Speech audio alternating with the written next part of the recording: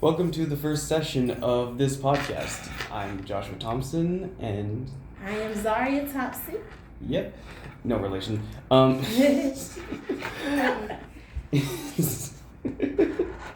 Yep, this is the first podcast we have, and we're just gonna be going back asking us different questions for it. All right. So we're both juniors, correct? So what's your major? Because we had two different majors. Oh yeah, my major is English, and my minor is broadcast journalism. All right. Yours is? Mine is corrections, and I have two minors in finance, business finance, and broadcast journalism. That's amazing. So business finance, how does that work? See, okay, it's more like entrepreneurship classes that I'm taking. So it's like not that much math really involved because I've already took in my accounting classes. Thank God. So yeah, they are out of the way. Thank Jesus for that. Yeah. And so now it's just kind of like learning like the basics of like how to be an entrepreneur, how to run a business, the marketing concept of it, that side. That's pretty cool. Cool. I guess for mine, when it comes to my big major for English, it's basically this year's just been reading and writing. Like, we're at the midtime of midterms, and that, God help me with them, because this final essay is going to count for a book we had to choose, and we have to figure out not only the synopsis, but different parts of different quotes of it. And it's just like, already we're doing all of this. Okay. Right. But yeah, as much as English goes, I am thankful that I'm doing this because I get to hear different voices, and learn from different authors that I didn't know as a suburban black kid from Colorado who didn't grow up with much white people until middle school. So yeah. Yeah. So you came from more of like a diverse area, really? I guess from where I first originally grew up, it was mainly white people. Mainly white people until we moved to a different part in Aurora, which was a lot more diverse than the parts in Denver that I was in. Okay, I got you. So what honestly made you want to say I gotta come to Langston University of all like 50, almost like 100 schools out there, 50 HBCUs that you could choose from? What made you say I gotta go and be a lion and throw up my orange and blue and put my L in front of my U? What made you say that? Ironically, it didn't actually start that way. Like, I was originally going to go to Hampton, but not only was it more expensive, it was much more, make it less inconvenient to fly back home to, because it's all the way in Delaware in the far east, and Oklahoma is much more closer to Colorado, which is easier to travel with. My first time going here, I wasn't know what to think of Langston, honestly. It looked like a pretty great campus, despite us being in the middle of nowhere. Right. Nowhere. You do get to meet a lot more people. This was the first time I was actually surrounded with a lot of different black people with different voices, different ideas, different interests. And I think that's what mainly inspired me, and mainly something my parents wanted me to do. And I'm really glad I did. For my first years in Langston, I would have to say that they were pretty well done. My first freshman year, that was the year where I finally had to battle my inner demons, and then sophomore year, that was the year where I felt like I can battle them. In junior years, and like, I can conquer this. I can legitimately conquer this. You got to that place where you could conquer. So you like didn't let like those like depressive, or like I shouldn't say depressive, but those thoughts that, oh my goodness, I can't do this, come in and like override what God had planned for you. That makes sense. True that.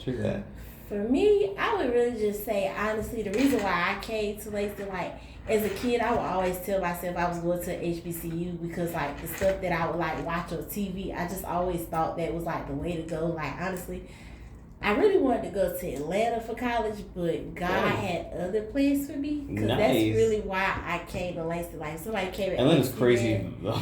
Yeah. See, it is. It's too much going on down there. That's like more of like something you do, Josh, for a vacation. Like, spend 3 days there and then go back home. But if you stay in Atlanta for too long, everybody just, oh wow. It's populated, but it is. It's a lot out there, but it's just, I would prefer like quiet, something real more calm, collective. But yeah. I would agree to that too. But yeah. As an only child, I was mainly around with comic collectors, so I kind of grew up with a love for it. And despite there are a few days where I do want to talk to people, but that's pretty much the best thing about Lincoln University. Everybody's cool, everybody's subtle, everybody's ready to help you out. Everybody's ready to say, "You okay, man?" Everything is pretty much amazing over here, especially with other people. I agree. I like the fact that it's like, you know what I'm saying, it's diverse, like it's accepting of other cultures. It isn't just like, oh, it's an HBCU, so you know, when other cultures like races come in, it's like, it's not like, oh, who are they, you know? Yeah, it's not like that because we have different people from different backgrounds come here, and it's just like, and no one's that dismissive of it. We accept anybody who comes in here. Yep. That's what I love. That's why I love this school, honestly. But yeah, honestly, from the first years out, you would have seen me. I was a little bit more reclusive. I was a lot more like, who are all these people? I don't know how to talk to people. I was just be more reclusive. I guess I did grow up doing more, being more open around people than I ever was, which I really am happy for. I'm happy that I did. Really amazing. But yeah, when it comes to that, I really do think I can improve a lot more. I'm not gonna say I'm perfect, but I am gonna improve a lot more than I should, and I think I'm taking some good steps. So yeah. In the case of broadcast journalism, which is something that we both share, what do you think is the best thing about that for you personally? Honestly, okay. So I would say, honestly, I always kind of wanted to do something with production, but wasn't sure what. Yeah. So I really like it. It gives me the opportunity to, like, with it being a minor, I would say it gives me the opportunity to really like see it firsthand and see what all goes into the business, and still be able to like be like a reporter behind the scenes, which is what I want to do and stuff. So it gives me that opportunity without the degree. I would say that. So far, I would say it's going pretty well. Nice. I guess for me with broadcast, I would say the same thing because ever since I was a kid, I was really into film, really into how it works, really into how everything moves, everything is directed, acted.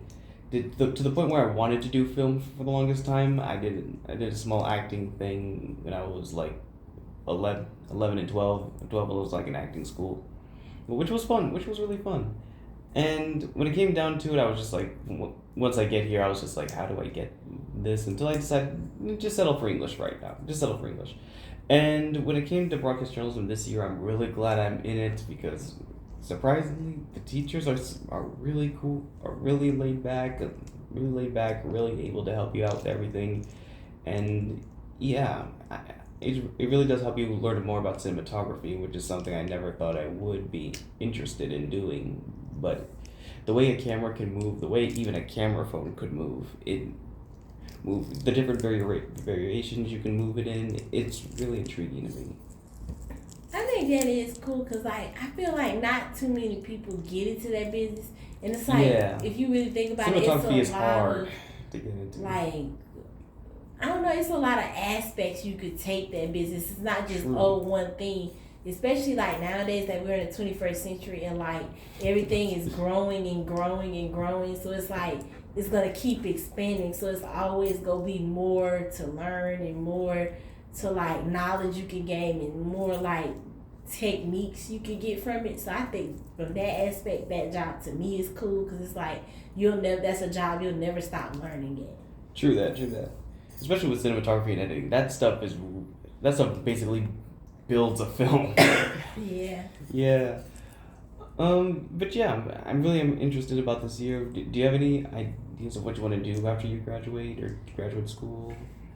Honestly, I'm gonna be real with you, Josh. I really don't want to go for my master's degree. Yeah. I'm okay with the bachelor's. Like, a lot of people want to go do their master's, their doctorate, their PhD. Right. Me, I'm just over here like, I'm cool with a good little bachelor's degree and going to get a job at a nice little job, possibly, and just, living comfortably. Because I'm the type of person, I've never, wanted to be, the richest person in the room or anything like that. I would rather tell myself I want to be, the blessed person in the room. Yes. So that way if somebody else needs something, I can be like, you know what, I got that for you, You or got it. yeah, or like I want to be just financially stable to the point where okay, I'm not the richest, but my house is paid for, car is paid for, Yes. bills paid for, and I'm free to go. Like if I want to go out to eat, I can go out to eat, but I haven't to worry.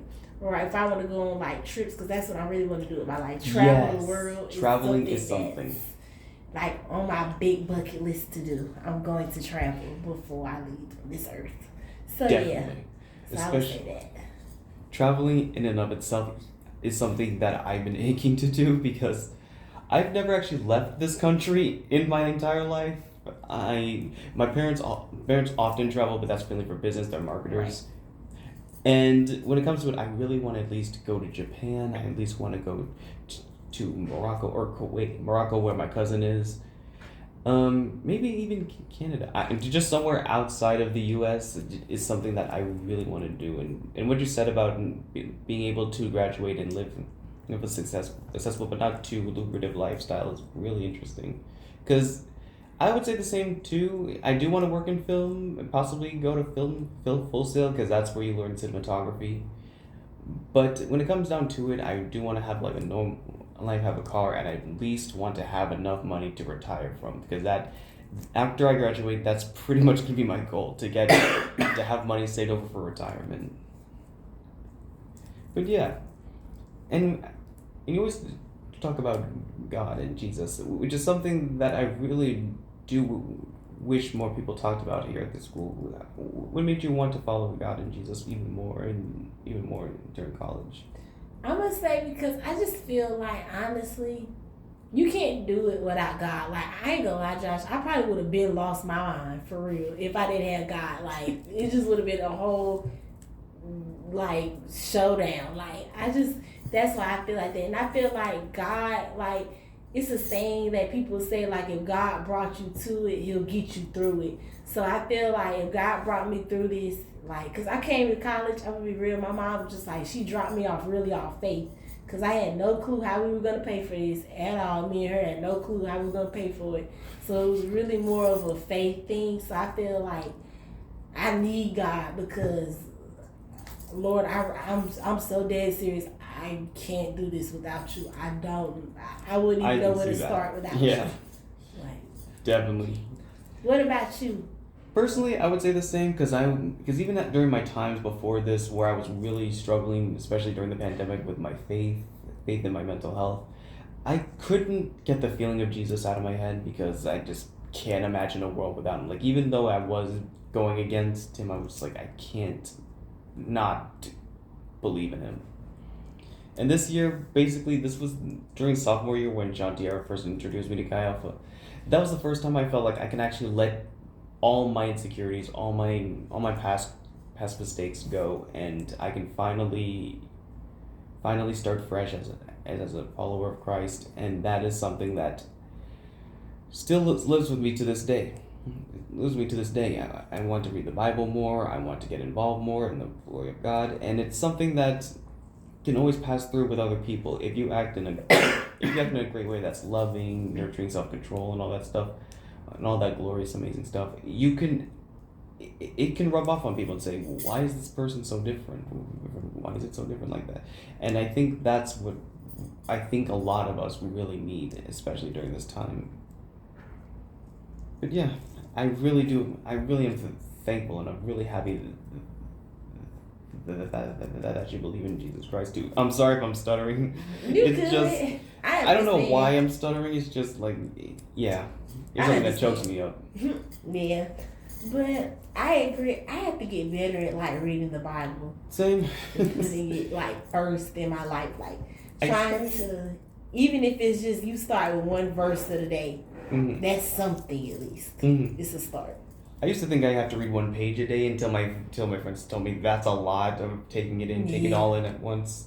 And so there are sometimes where I read the same verse day after day over and over again until it's in my head and feel like, why do I need this? And I'm just like, this is the reason why.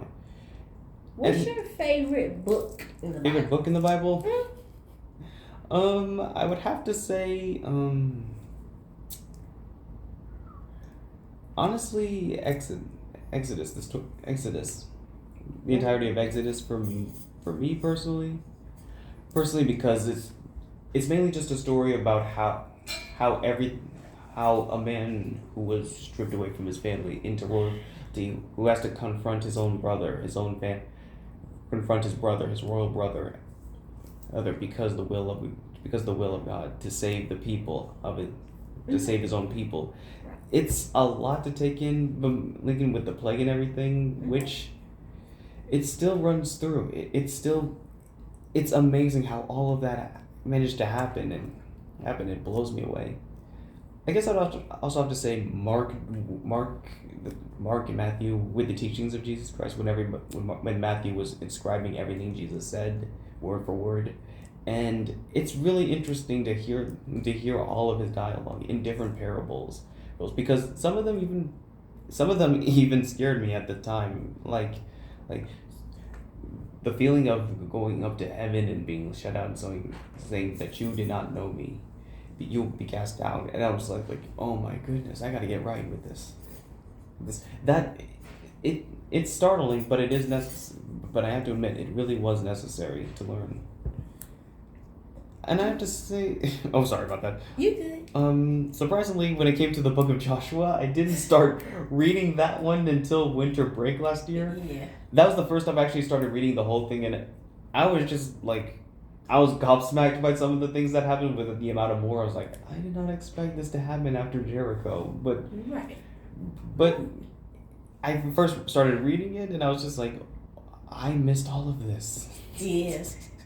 Me, I would say my favorite book is Ruth, and it's not just because she's the only woman in the Bible who got her own chapter, yeah. But it has to do with the fact that Ruth, she probably had every reason to turn her back on God.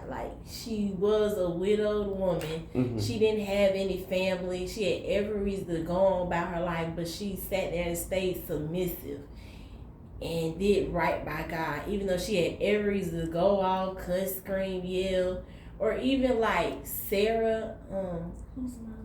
The other widow, I think. Yeah, she was the one. Mm-hmm. I think she was in Genesis where she couldn't bear a child, but she finally did. Even her, I admire that. You know what I'm saying? You got every reason to be frustrated, upset, angry, but you kept your mind steadfast on God, and you didn't let what other people said or this, that, and the third dictate you or change your beliefs on what you know was right. That makes sense. So I would say that. And she even stood by her mother-in-law, which was amazing. Yeah, because most people probably would have just left on home and went away, but she decided to stick around. Which takes a lot of willpower. It takes a lot of strength, and it is really admiring. Yeah, I would say that. I really 18 minutes. Okay, that's good. We're pretty good on this. Yeah. How long do? I think it's about 28 to 10, 20 minutes, but I think we did pretty well here. Honestly, I think we had a good conversation. This was amazing, honestly. But yeah. Definitely. So thank you all for joining us with this. This was our first podcast live at Langston University, though we will be sent out. This is Joshua Thompson. And Zharia Thompson. And signing off. Thank you all. Thank you.